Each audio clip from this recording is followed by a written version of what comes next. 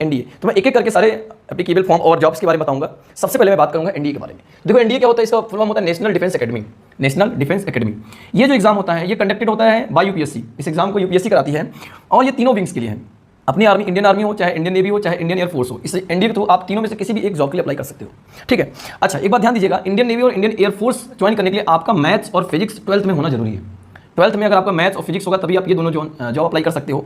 अगर आपका नहीं है तो इंडियन आर्मी के लिए कोई एप्लीकेबल नहीं है, आप इंडियन आर्मी में किसी भी सब्जेक्ट से जाकर के दे सकते हो। लेकिन हाँ ध्यान रखिएगा, इन दोनों के लिए आपके पास मैथ्स और फिजिक्स होना जरूरी है 12th में। उसके बाद क्या होता है, जो एग्जामिनेशन होता है ये एक साल में 2 बार होता है, 2 टाइम इन अ ईयर, 2 बार कराया जाता है। और मैं बता दे रहा हूँ, एक तो ये इसका फॉर्म आता है अप्रैल महीने के आसपास और एक आता है 1 सितंबर महीने के आसपास में इसका फॉर्म आता है। तो एक साल में आप 2 बार दे सकते हो। उसके एलिजिबिलिटी में देख लेते हैं। तो सबसे पहले हम लोग चेक करेंगे एज लिमिट्स।